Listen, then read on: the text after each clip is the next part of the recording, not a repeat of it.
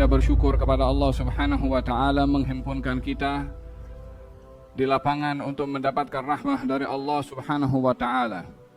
Di antara sekian luasnya bumi ini dipilih oleh Allah Subhanahu wa taala beberapa tempat untuk dicurahkan rahmah, untuk diturunkan minhah dan juga nafahat dari Allah Subhanahu wa taala.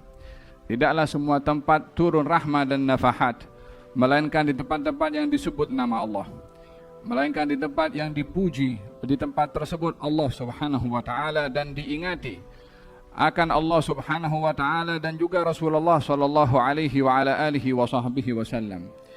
Demikian baginda Rasulullah sallallahu alaihi wa ala alihi wa sahbihi wasallam ketika melihat para sahabat sedang berzikir kepada Allah, lalu beliau duduk di tempat tersebut dan mengatakan, ra'aitur rahmata tanzilu ilaikum wa uridu an usyarikakum fiha. Saya nampak rahmat turun kepada kamu, maka saya pun duduk ingin juga berkongsi rahmat. Demikian sabda Rasulullah sallallahu alaihi wa alihi wa sahbihi wasallam. Majlis kita adalah majlis mengingatkan kita kepada Allah, mengingatkan kita kepada Rasulullah sallallahu alaihi wa alihi wasallam yang pastinya rahmat akan turun di majlis-majlis seumpama ini. Dan kita mengharapkan mudah-mudahan rahmat yang diturunkan oleh Allah kepada kita berkekalan ketika sampai kita ke rumah kita, sehingga kita dapat agihkan sama rahmat ini kepada ahli keluarga kita. Dan sentiasa kita mencari tempat-tempat turunnya rahmah sehingga kita berjumpa dengan Allah Subhanahu wa taala Ar-Rahmanur Rahim. Amin Allahumma amin. Peristiwa Isra dan Mi'raj adalah satu khususiyah yang diberikan oleh Allah kepada baginda Rasulullah sebagai tanda kekuasaan Allah yang ingin ditunjukkan dan ditampakkan, sebagai tanda perhatian Allah kepada nabinya, bahwasanya Allah tidaklah meninggalkan Nabi Muhammad sallallahu alaihi wasallam, sebagai tanda kemuliaan umat ini yang diberikan oleh Allah Subhanahu wa taala, dan sebagai tanda untuk kita mempererat hubungan kita dengan orang-orang yang saleh. Itulah beberapa hal yang perlu kita ambil hikmah pada peristiwa Isra dan juga Mi'raj. Adapun tanda kekuasaan Allah Subhanahu wa taala pada peristiwa Isra dan Mi'raj, Allah Subhanahu wa taala mengubah undang-undang yang ditetapkan oleh Allah pada alam ini, baik pada alam dunia ataupun pada alam langit, yang kesemuanya tertakluk dengan undang-undang tertentu yang tidak semua manusia atau makhluk boleh melaluinya, melainkan bila di-break atau dihancurkan atau dilanggar undang-undang itu dengan izin Allah Subhanahu wa taala, maka tiada apa-apa kemudaratan berlaku bila undang-undang itu yang melanggarnya adalah Allah Subhanahu wa taala. Api diciptakan oleh Allah untuk membakar dan ada panas di dalamnya. Tiada sesiapa yang boleh merubah undang-undang ciptaan Allah akan panas pada api. Dan siapa yang memberanikan diri untuk meletakkan tangannya dalam api, pastinya dia akan kepanasan dan akan terbakar dan tidak akan mampu untuk menahan panas dan sakit. Dan kalau satu tubuh badannya terkena api, maka akan habis meninggal dunia dalam keadaan dirinya terseksa karena kepanasan. Akan tetapi undang-undang panas pada api yang dicipta oleh Allah dengan maha kuasanya Allah, dengan namanya Al-Qadir yang maha berkuasa, diubah undang-undang itu oleh Allah Subhanahu wa taala pada api Nabi Ibrahim alaihi salam, sehingga beliau berada di dalam api setelah dikatakan oleh Allah, wa qulna ya naru kuni bardan wa salaman ala Ibrahim. Wahai api, jadilah kamu sejuk dan selamat untuk Ibrahim. Berada di dalam api, tidak panas, bahkan pun kalaulah tidak panas itu biasa saja, itu pun diambil panasnya, hanya tidak ada panas. Tetapi ini diberikan sejuk yang itu lawan daripada panas. Siapa boleh meletakkan rasa sejuk pada api, dan siapa boleh meletakkan panas pada ais? Tidak mungkin itu terjadi kecuali Allah Subhanahu wa taala yang menciptakan sejuk pada ais ataupun panas pada api. Kalau di-break oleh Allah Subhanahu wa taala, maka panasnya diambil walaupun apinya menyala, dan juga mungkin sejuknya diambil walaupun aisnya ada. Demikian diceritakan oleh Allah Subhanahu wa taala dalam Al-Qur'anul Karim akan kisah Nabi Ibrahim, wa qulna ya naru kuni bardan wa salaman ala Ibrahim. Allah Subhanahu wa taala menciptakan air undang-undang pada air lautan ini tidak ada sesiapa yang dapat memisahkan tanpa adanya pembatas atau pendinding yang boleh memisahkan antara air dengan yang lainnya. Tetapi Allah Subhanahu wa Ta'ala perintahkan kepada Nabi Musa untuk memukul lautan dengan tongkatnya. Undang-undang yang Allah letakkan pada air untuk menyatu dan tidak dapat dipisahkan dengan pendinding dipisah oleh Allah tanpa adanya siapa yang membangun pendinding itu. Sehingga kurs masing-masing daripada lautan itu kataudil azim, upama gunung yang menjulang tinggi walaupun ianya air. Terpisah seperti itu, menjadi lorong kepada Bani Israel untuk melalui di tengah-tengah air yang tak ada pendinding menghalangnya untuk menyatu. Siapa yang merubah undang-undang itu untuk air boleh terpisah tanpa adanya alat ataupun adanya pembatas yang dibuat oleh manusia. Hanya yang membuat undang-undang boleh break undang-undang itu Allah Subhanahu wa Ta'ala yang maha berkuasa untuk merubah undang-undangnya. Wa hakadha Allah Subhanahu wa Ta'ala menjadikan untuk umat Nabi Muhammad sallallahu alaihi wasallam diperintahkan untuk dengan membawa tentera berhadapan dengan musuh, dan perjalanan itu mesti melalui lautan yang terbentang luas. Maka salah seorang panglima daripada mereka berdoa kepada Allah Subhanahu wa Ta'ala agar supaya lautan yang terbentang luas ini boleh dilalui walaupun tanpa perahu. Dengan melihat apa yang berlaku kepada Nabi Musa, yang lautan boleh terbelah tanpa ada sesiapa yang membuatnya kecuali Allah, maka hanya Allah juga yang boleh merubah. Dengan berdoa kepada Allah akan kekuasaannya dan kekuatannya yang boleh merubah undang-undang tersebut, diubah undang-undang pada air lautan yang kalau dipijak dengan kaki manusia atau kuda akan tenggelam kaki itu, akan tetapi ketika dilalui oleh tentera kaum muslimin yang dipimpin oleh salah seorang daripada mereka, Sayyidina Abu Hurairah, lalu di tengah-tengah lautan kaki mereka tidak basah, sehingga barang yang jatuh pun ke tengah-tengah lautan mereka ambil balik, barang itu pun tidak basah. Mana ada benda jatuh kepada air, ke air kemudian tidak basah sementara sifat air itu adalah basah. Siapa yang merubah undang-undang air itu? Hanya Allah Subhanahu wa Ta'ala. Bila Dia yang maha kuasa merubah undang-undangnya pada api, pada lautan, dan pada air, apapun juga boleh dirubah oleh Allah Subhanahu wa Ta'ala.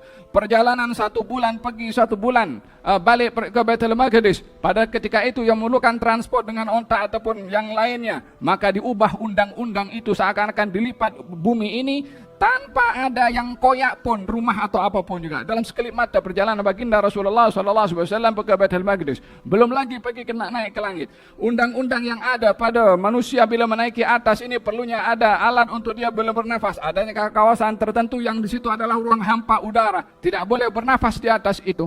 Namun baginda boleh melepasinya. Kalau api boleh diubah undang-undangnya, air boleh diubah undang-undangnya, oksigen boleh diubah undang-undangnya, bumi pun boleh diubah undang-undangnya, langit pun boleh diubah undang-undangnya, alam barzakh pun yang tidak ada sesiapa yang boleh untuk berhadapan di alam barzakh, dibuka undang-undang itu oleh Allah Subhanahu wa Ta'ala untuk Rasulullah. Tengok alam barzakh, tengok para anbiya, berkomunikasi dengan para anbiya, berdialog dengan mereka, bersalam dengan mereka, diperlihatkan syurga, diperlihatkan neraka. Semua dibuka oleh Allah Subhanahu wa Ta'ala.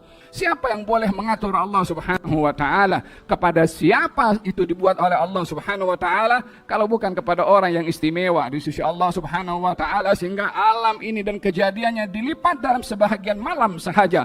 Cerita Isra Mi'raj yang diceritakan panjang lebar itu hanya sebahagian saja daripada hakikat yang telah disaksikan oleh Nabi Muhammad sallallahu alaihi wa ala alihi wa sahbihi wasallam. Adapun hakikat yang disaksikan oleh beliau tidak ada sesiapa yang tahu kecuali beliau. Karena tujuan yang peristiwa Isra dan Mi'raj, Allah ingin menunjukkan khas untuk beliau. Sedikit sahaja yang dibawa disampaikan kepada kita. Allah Subhanahu wa Ta'ala berfirman dalam Al-Quranul Karim pada peristiwa Isra dan Mi'raj, diakhiri matlamat pada Isra dan Mi'raj untuk menunjukkan tanda-tanda kebesaran Allah untuk Nabi Muhammad sallallahu alaihi wa ala alihi wasallam. Subhanalladzi asra bi'abdihi lailan minal masjidil haram ilal masjidil aqsa alladzi barakna haulahu linuriyahu min ayatina innahu huwas samiul basir. Maha suci zat yang memperkenankan hambanya, tidak disebutkan nabinya, tidak disebutkan rasulnya. Bukankah kenabian itu pangkat yang Allah Subhanahu wa Ta'ala berikan? Bukankah kenabian dan kerasulan itu adalah pilihan Allah kepada hambanya? Innallaha astafa minal malaikati rusulan wa minan nas. Allah memilih daripada para malaikat rasul-rasul. Allah juga memilih daripada kalangan manusia rasul-rasul juga. pilihan Allah Subhanahu wa taala untuk mengangkat darjat seseorang untuk menjadi nabi dan rasul, dan pangkat darjat itu bukan boleh dicapai oleh sesiapa yang mencarinya, tetapi itu anugerah yang diberikan oleh Allah Subhanahu wa taala, dan kenabian itu diakhiri oleh baginda Rasulullah sallallahu alaihi wa ala alihi wasallam, "Ma kana Muhammadun aba ahadin min rijalikum walakin Rasulullah wa khataman nabiyyin." Nabi Muhammad bukan ayah kepada salah seorang daripada kamu, akan tetapi beliau adalah Rasulnya Allah dan penutup kepada seluruh para anbiya. Berdusta jika ada orang yang mendakwa menjadi nabi setelah Rasulullah sallallahu alaihi wa ala alihi wasallam. Pengakhiran kenabian dengan Rasulullah awalannya pun juga dengan beliau. Kuntu nabiyan wa Adam lamun jadilun fi tinatih. Saya sudah diangkat menjadi nabi walaupun Adam belum sempurna ciptaannya. Ini beliau sendiri yang bersabda demikian. Tetapi kenabiannya di awal bukan dalam bentuk wujud seperti adanya manusia. Pangkat yang diberikan oleh Allah, kedudukan yang diberikan oleh Allah kepada Nabi Muhammad sallallahu alaihi wa ala alihi wasallam sebagai pembuka dan penutupnya dengan beliau juga dengan menutup seluruh risalah yang dibawa oleh para anbiya, seakan-akan ingin mengatakan kepada kita permulaan semua yang ada dalam perangkat kenabian, beliau yang memulainya, beliau juga yang mengakhirinya, seakan-akan permulaannya beliau, finishnya pun juga disempurnakan oleh beliau sallallahu alaihi wa ala alihi wa sahbihi wasallam.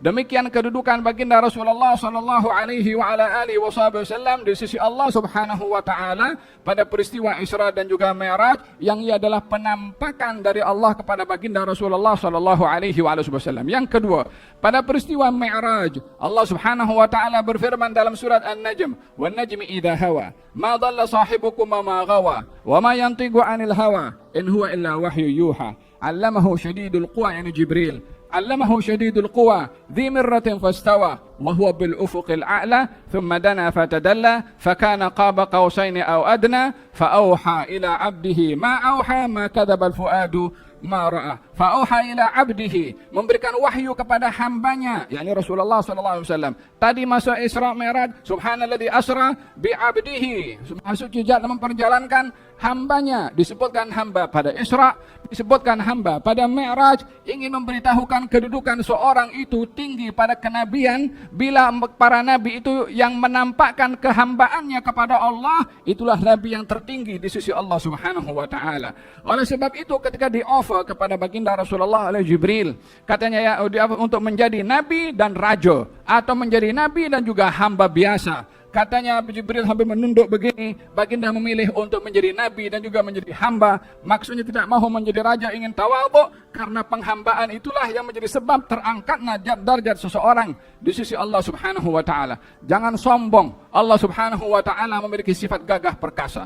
Sesungguhnya sifat kegagahan adalah pakaiannya Allah. Yang sombong dia telah merampas hak Allah Subhanahu wa taala. Yang merampas hak Allah akan dibinasakan oleh Allah Subhanahu wa taala. Oleh sebab itu diceritakan di dalam Al-Quran, kebenaran tidak akan masuk ke hati orang yang sombong.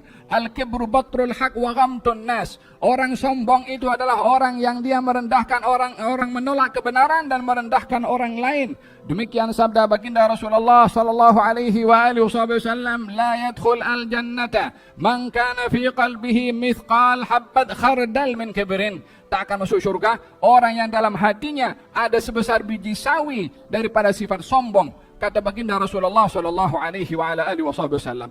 Penghambaan beliau itulah yang disampaikan oleh Fadl Ustaz Nasrullah tadi. Dengan ujian yang dilalui oleh beliau, tetap beliau telah merujuk kepada Allah, tetap beliau berdoa kepada Allah, tetap beliau pasrah kepada Allah, tidak merungut walaupun diuji, tidak komplain walaupun diuji, tidak menolak walaupun diuji, tidak melihat perbuatan itu adalah perbuatan yang tidak baik daripada Allah pada ujian yang dilalui olehnya, tapi disaksikan oleh baginda Rasulullah dengan redha, dengan sabar, dengan tabah, dengan hikmah, dan menunggu datangnya bantuan dari Allah Subhanahu wa taala. Datanglah bantuan dengan peristiwa Isra dan Mi'raj, yang ia adalah merupakan satu anugerah khas dari Allah Subhanahu wa taala. Linuriyahu min ayatina pada Isra, laqad ra'a min ayati rabbil kubra pada Mi'raj. Pada Isra kami tunjukkan ayat-ayat kebesaran kami. kepada Rasulullah. Pada Mi'raj, laqad ra'a min ayatihil rabbihil kubra. Dia telah melihat tanda-tanda kebesaran Tuhannya yang besar. Peristiwa Mi'raj. Tanda-tanda kebesaran di dunia dibuka oleh Allah, tanda-tanda kebesaran Allah di akhirat dibuka oleh Allah. Tak disisakan oleh Allah Subhanahu wa taala daripada apa yang ada pada pengetahuan seluruh para anbiya dan para malaikah, melainkan diberitahukan oleh Allah kepada baginda Rasulullah sallallahu alaihi wa ala alihi wasallam. Ini aspek al-qudrah, aspek kekuasaan yang ada pada Allah Subhanahu wa taala. Jangan sombong karena dia adalah lebih berkuasa Subhanahu wa taala. Kaum Ad ketika dia mengatakan man asyaddu minna quwwah, siapa yang lebih kuat daripada kami? Karena kekuatan kaum Ad boleh berbuat segala-galanya, dihancurkan oleh Allah dengan sekelip mata, dihantarkan Jibril dengan dihantarkan teriakan sehingga membinasakan orang-orang yang sombong disebabkan oleh karena ingkar untuk beriman kepada Allah Subhanahu wa taala. Adapun yang kedua, daripada hikmah peristiwa Isra dan Mi'raj, inayah yang diberikan oleh Allah kepada baginda Rasulullah, yang ianya adalah bahagian daripada makna bahwasanya Allah memerhati kepada hamba-hambanya yang susah. Allah memerhati dan menyayangi kepada hamba-hamba yang pasrah kepadanya. Allah akan memberikan bantuan kepada hamba-hambanya yang merujuk kepadanya Subhanahu wa ta'ala. Baginda Rasulullah sallallahu alaihi wa ala alihi wasallam dengan segala macam dugaan yang dilalui oleh beliau dan tidak merungut kepada Allah dan berdoa kepada Allah dengan mengadu, tidak ada sesiapa dengan mengadu kepada Allah akan apa yang berlaku kepadanya untuk mendapatkan bantuan daripada Allah. Di Mekah tiada siapa yang nak tolong. Di Mekah tak ada siapa yang nak beri perhatian. Di Mekah tak ada siapa yang akan memberikan sokongan kepada beliau. Istrinya Siti Khadijah sudah meninggal dunia. Abu Talib, pak saudaranya yang membela selalu kepadanya, sudah meninggal dunia. Tak ada siapa lagi yang tersisa untuk menolong dan membantu untuk menghibur beliau. Hanya seorang diri dan orang-orang yang lemah yang tak boleh buat apa untuk membela Rasulullah sallallahu alaihi wa ala alihi wa sahbihi wasallam. Diheret lehernya sampai tercekik, hampir saja matanya itu keluar seperti ini karena melotot terbuka disebabkan oleh cekikan yang terlalu kuat oleh Uqbah bin Abi Mu'aid karena ingin menghalang Nabi sallallahu alaihi wa ala alihi wa sahbihi wasallam berdakwah. Dipegang oleh Sayyidina Abu Bakar As-Siddiq sehingga dikatakan oleh dalam sejarah Sayyidina Abu Bakar yang melawan kepada Uqbah bin Abi Mu'aid dikeroyok, dipukul, dihantam oleh orang kaum musyrikin sampailah beliau ini pengsan semata-mata untuk membela Rasulullah sallallahu alaihi wa ala alihi wasallam. Dibawa dalam keadaan tidak sedar Sayyidina Abu Bakar As-Siddiq ke rumahnya sehingga dihampiri oleh ahli keluarganya sehingga ketika bangun daripada kali pertama, bagaimana keadaan Rasulullah? Marah orang-orang yang ada di sekelilingnya. Engkau dipukul karena dia, engkau pengsan gara-gara dia, engkau kena hantam gara-gara dia, engkau baru buka mata, yang kau tanya adalah orang yang menjadi sebab engkau dipukul sehingga engkau pengsan. Aku tak akan tenang, kata beliau, sehingga aku melihat kepada Rasulullah. Kerabatnya marah dan tinggalkan Sayyidina Abu Bakar As-Siddiq. Waktu itu keadaan amat sukar dilalui oleh Rasulullah dan orang-orang yang ingin membela kepada Nabi Muhammad sallallahu alaihi wa ala alihi wasallam, sehingga salah seorang daripada mereka mengatakan kepada Sayyidina Abu Bakar, tunggu malam, jangan kau keluar siang-siang seperti ini, nanti orang nampak engkau kena hentam balik dengan mereka. Tunggu malam sampai orang tidur, barulah engkau boleh pergi tengok kepada Rasulullah. Ditunggu malam dalam keadaan digotong, jumpa dengan baginda Rasulullah sallallahu alaihi wasallam, didapati beliau dalam keadaan sehat, maka matanya gembira melihat Nabi sallallahu alaihi wasallam. Orang-orang yang ada di sekeliling Rasulullah tidak boleh berbuat apa karena kelemahan yang ada pada mereka, namun tidak pernah merungut, namun tidak pernah komplain, namun tidak pernah protes ataupun mengatakan kata-kata yang tidak baik, tetap pasrah dan redha kepada Allah Subhanahu wa taala. Di Mekah dilakukan demikian, pergi berhijrah ke Taif lebih teruk dilakukan oleh orang-orang Taif sehingga tak ada orang yang sambut beliau. Di Mekah wala orang beri perhatian kepada beliau. Di Taif nak patah balik pergi ke Mekah tidak diizinkan berada di tengah-tengah, melainkan adanya jaminan daripada Mut'im bin Adi untuk boleh masuk dalam keadaan dijamin di rumahnya sendiri, di negerinya sendiri, di tempat kelahirannya sendiri, diabaikan, dihalau, tidak dibenarkan masuk. Di Mekah tak ada orang mau terima, di Taif tak ada orang mau terima. Di langit menunggu para malaikat akan datangnya Rasulullah sallallahu alaihi wasallam. Wadduha wal laili idza saja ma wadda'aka rabbuka wa ma qala. Tuhanmu tidak pernah meninggalkanmu, wahai Rasulullah Muhammad, walaupun kau diusir, walaupun engkau dihalau, walaupun engkau dipukul, walaupun engkau dilempar. Semua itu adalah untuk menguji sejauh mana rintihan kita kepada Allah ketika berada di dalam ujian. Ahasiban nas an yutraku an yaqulu wa hum ahasiban nas an yutraku an yaqulu amanna wa hum la yuftanun wa laqad fatanna alladhina min qablihim fala ya'lamanna Allahu alladhina sadaqu wa la ya'lamanna al-kadhibin. Adakah manusia menyangka kami beriman lalu tak mau diduga, mau hidupnya senang saja, tak mau berhadapan dengan masalah, gagal hanya sedikit masalah dengan keluarga sudah buat hal-hal yang tak elok, ada sedikit masalah dalam keuangan tak cukup, dalam gaji sebulan sudah mau melakukan hal-hal yang salah, rasuah sana, ambil duit orang sini, curi sana dan lain sebagainya. Adakah mengatakan beriman kepada Allah Subhanahu wa taala tidak mau diduga, mau semuanya berjalan lancar? Kami menduga orang-orang sebelum kamu. Apa keistimewaan untuk kamu tidak mau diduga? Sebelum kamu diuji untuk memastikan imannya, kamu pun juga karena mesti diuji.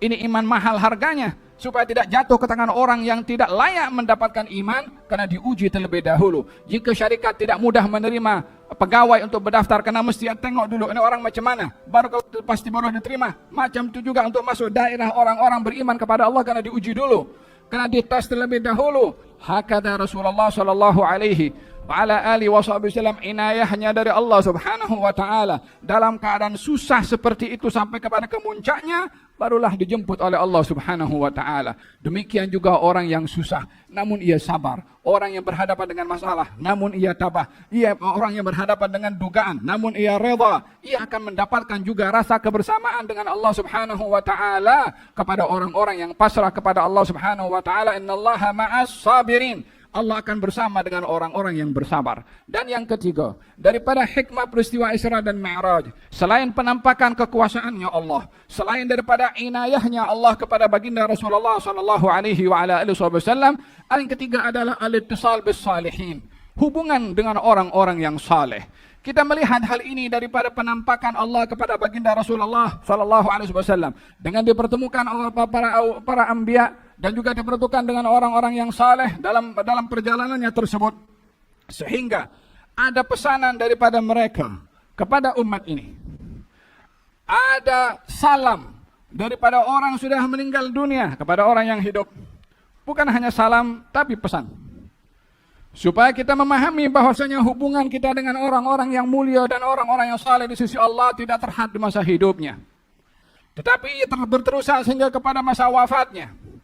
Bila hari ini kita sudah 14 abad daripada peristiwa Isra Mi'raj Nabi SAW, kita masih mengingatinya walaupun Rasulullah sudah kembali ke rahmat Allah Subhanahu wa taala. Mengingati tentang orang-orang yang mulia di sisi Allah, yang menakjubkan, yang menarik perhatian. Orang-orang di barzakh ambil berat pasal orang-orang yang ada di dunia.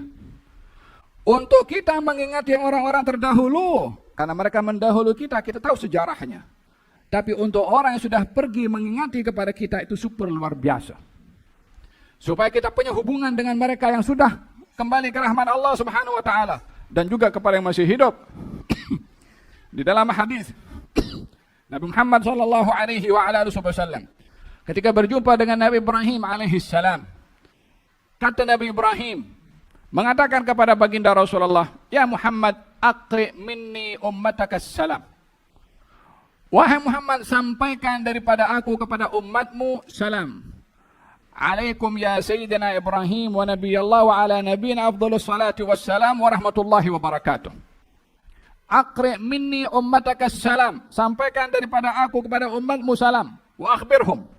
Beritahu kepada mereka, annal jannata tayyibatut turbah. Surga ini tanahnya wangi. Wa adabatul ma, airnya sedap untuk diminum. Wa annaha qi'an, dan tanah di surga rata dan subur. Yani kalau ingin menanam sesuatu tidak susah. Wa anna ghirasuha, dan tanaman surga. Tapi menanamnya bukan di situ. Di sana petik buahnya. Tanamnya di sini. Untuk kita dapat geran tanah. Bukan pergi pejabat tanah di sini. Nah, dapat tanaman dan buah di situ. Kita tak perlu cari benih dalam bentuk benih yang ada di sini. Kita kena buat geran sendiri. Kita kena tanam sendiri di mana saja kita berada. Wa anna ghirasuha, tanaman kepada tanah yang wangi tadi, yang airnya sedap, yang ianya adalah subur, ghirasuha, subhanallah, walhamdulillah, wala ilaha illallah, wallahu akbar. Al-baqiyatus salihat diajarkan oleh Nabi Ibrahim kepada umat Nabi Muhammad sallallahu alaihi wa ala alihi wasallam. Untuk apa Nabi Ibrahim untuk menyampaikan salam kepada kita? Adakah kita umat beliau? Kita umat Nabi Muhammad sallallahu alaihi wasallam. Lalu kenapa beliau juga meminta menyampaikan salam kepada umat Nabi Muhammad sallallahu alaihi wa ala alihi wasallam? Sebagai perhatian Nabi Ibrahim kepada cucunya, yaitu Nabi Muhammad sallallahu alaihi wasallam, dan ini adalah umat cucunya, maka sebagai seorang ayah mengambil berat tentang cucunya, disampaikanlah salam itu kepada umat Nabi Muhammad sallallahu alaihi wasallam yang merupakan cucu kepada Nabi Ibrahim alaihissalam. Yang kedua adalah ingin mengambil keberkatan dengan menyampaikan nasihat dan diamalkan. Nabi Ibrahim juga dapat pahala juga dari Allah Subhanahu wa taala. Yang ketiga, agar supaya ingat kepada orang-orang yang berjasa dengan kebaikan, walaupun bukan umatnya, walaupun bukan daripada kalangannya, walaupun bukan daripada bangsanya. Ini kebenaran, ini hikmah adalah milik sesiapa yang menjumpainya. Siapa yang mengucap, siapa yang menerima, dia berhak untuk mendapatkannya. Demikian pesanan Nabi Ibrahim alaihissalam kepada umat Nabi Muhammad sallallahu alaihi wa ala alihi wasallam. Mari kita hayati peristiwa Isra dan Mi'raj ini dengan tertanam dalam hati dan jiwa kita, tiada yang lebih berkuasa selain daripada Allah, dan kita tidak boleh bergantung kepada selain juga daripada Allah Subhanahu wa taala. Ambil langkah dan sebab ketergantungan kepada yang menjadikan sebab, yaitu Allah Subhanahu wa taala. Yang kedua, perhatikan insan yang super istimewa ini, yang diperhati oleh Allah Subhanahu wa taala. Untuk kita dapat mencari muka kepada Allah, perhatikan orang dikasihi oleh Allah Subhanahu wa taala supaya kita dapat juga perhatian dari Allah Subhanahu wa taala. Salawat jangan tinggal hari-hari. Ikut sunnahnya jangan sampai terabaikan dalam kehidupan keseharian. Tanamkan rindu, tanamkan ta'zim, tanamkan cinta kepada beliau. Tak ada makna pada hidup kalau tak ada ta'zim dan cinta kepada Nabi Muhammad sallallahu alaihi wa ala alihi wasallam, dengan tidak mengikut kepada orang-orang yang dilarang oleh Nabi untuk kita mengikuti mereka, daripada golongan Yahudi dan juga Nasrani, pada pakaian kita, pada penampilan kita, pada lifestyle kita, pada kehidupan kita, pada perniagaan kita, pada apapun juga. La tattabi'anna sanana man qablakum shibran bi shibrin wa dira'an bi dira'in hatta law dakhala ahaduhum jahra dhabbin la dakhaltumuh.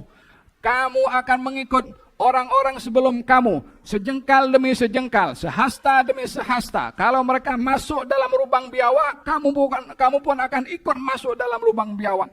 Tak ada sebab nak masuk ke lubang biawak, melainkan hanya ikut sahaja. Gambaran itu menggambarkan tentang pengikut yang lebih buta daripada orang buta. Sehingga lubang biawak pun juga masuk, dia pun masuk. Apa sebab? Allah alam, tak tahu dia masuk. Nampak depannya orang masuk juga. Siapa mereka ya Rasulullah? Yahudi dan Nasrani? Katanya siapa lagi? Kita dalam pakaian olahraga kita ikut mereka. Dalam style menyusun rumah kita ikut mereka. Dalam kita punya pergaulan, dalam lifestyle banyak mengikut kepada mereka.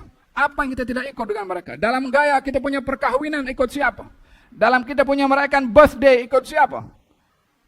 Sudah diingatkan oleh Nabi SAW. Jadikan momentum mengingati peristiwa Isra dan Mi'raj untuk mengikuti imam yang satu ini, dan tak ada badil, tak ada lagi ganti selain daripada beliau sallallahu alaihi wa ala alihi wasallam. Man ata'ani dakhala al-jannah wa man asani faqad aba. Yang ikut aku masuk syurga, yang dia tak ikut aku maka dia enggan untuk masuk syurga. Demikian sabda Nabi sallallahu alaihi wasallam. Yang terakhir, yang ketiga, perkuat hubungan kita dengan as-salihin yang masih hidup dan yang sudah meninggal dunia, mengkaji sirah mereka, menghayati tentang biografi mereka, supaya kita mendapat juga sentuhan rohani dalam kehidupan kita, berbandingkan kita mengenal orang-orang fasik, orang-orang yang dimurka oleh Allah Subhanahu wa taala, yang akan menggelapkan hati dengan mengenali kepada mereka akan kehidupan mereka. Bila mengikut kepada orang-orang yang dimurka oleh Allah pada gaya hidupnya, pada cara pembicaraannya, tak ada didapat kecuali gelap saja dalam hati. Mengikut orang-orang yang saleh, ikut bagaimana khusyuknya mereka, tersentuh hati. Mengikut orang-orang yang sekesah orang-orang saleh, ibadahnya mereka sampai dengan munajatnya, tersentuh hati. Mana kita boleh bandingkan hati tersentuh dengan kisah orang-orang saleh dengan kisah orang-orang yang dimurka oleh Allah Subhanahu wa taala, yang menanamkan dalam hati kita kegelapan demi kegelapan. Moga-moga Allah Subhanahu wa taala memberkati majelis kita, diperkuat oleh Allah keimanan kita kepada Allah Subhanahu wa taala, diperkuat hubungan kita dengan baginda Rasulullah sallallahu alaihi wasallam, dan juga diperkuat hubungan kita dengan orang-orang salihin ya arhamar rahimin. Ya Allah, jadikan malam ini malam turunnya rahmat daripada Engkau. Jadikan malam ini malamnya perhatian daripada Engkau. Jadikan malam ini malam ridha daripada Engkau kepada kami ya rabbal alamin. Anugerahkan kepada kami yang hadir di majelis ini dan juga yang menyaksikan melalui live streaming di rumah mereka masing-masing. Engkau berkati kepada kami dan mereka keberkatan yang Engkau berikan kepada orang-orang yang Engkau cintai pada malam peristiwa Isra dan Mi'raj ya rabbal alamin. Ya Allah, sebagaimana Engkau muliakan Nabi Muhammad dengan peristiwa ini, muliakanlah kami untuk mengenali beliau lebih dalam. Walaupun kami yakin sejauh mana kami mengenali beliau itu adalah serpihan kecil sahaja daripada hakikat anugerah kemuliaan beliau yang Engkau telah muliakan beliau dengan pengetahuanmu dan ma'rifahmu ya rabbal alamin. Namun keinginan untuk dekat dengan beliau, namun keinginan untuk hampir dengan beliau, namun keinginan untuk mendapatkan perhatian daripada beliau, dan juga ingin mendapatkan dekatnya dengan beliau nanti di surga, sebagaimana beliau mengatakan, aqrabukum minni manzilan yaumal qiyamah ahasinukum akhlaqa. Orang paling dekat dengan aku nanti di hari kiamat, orang paling baik akhlaknya. Inginlah kita dekat dengan beliau dengan memperbaiki kita punya akhlak. Ya Rabbal Alamin, berkati semua yang hadir, yang ada di rumah kita daripada ahli keluarga kita, yang masih dalam sulbi dan zuriyah kita. Ya Rabbal Alamin, keberkatan yang menyeluruh kepada mereka, karena Engkau adalah Tuhan yang maha memberikan rahmat dan tiada sempadan daripada keluasan sifat pemurahmu. Ya Rabbal Alamin, ampunkan dosa kami, maafkan salah silap kami, golongkan kami ke dalam golongan orang-orang Kau ridai, jadikan kami orang-orang beriman yang bertakwa, sehingga kami berjumpa dengan Engkau dalam keadaan iman, juga dalam keadaan takwa. Jadikan kehidupan ini membawa kebaikan kepada kami, dan jadikan kematian juga membawa kebaikan kepada kami, dan kehidupan yang setelah ini adalah kehidupan yang lebih baik bagi kami ya Rabbal Alamin. Berikan pengampunan dan maaf kepada orang-orang yang mendahului kami daripada orang-orang tua kami dan orang-orang berjasa kepada kami daripada guru-guru kami. Angkat derajat mereka di sisi Allah Subhanahu wa taala. Angkatlah azab yang menimpa kepada mereka di alam barzakhnya ya Rabbal Alamin. Sesungguhnya malam ini malam rahmah. Berikan rahmatmu kepada yang hidup di atas muka bumi ini dan juga kepada mereka berada di alam barzakh. Ya arhamar rahimin, sallallahu alaihi wasallam Muhammadin wa ala alihi wasallam. Alhamdulillahi rabbil alamin.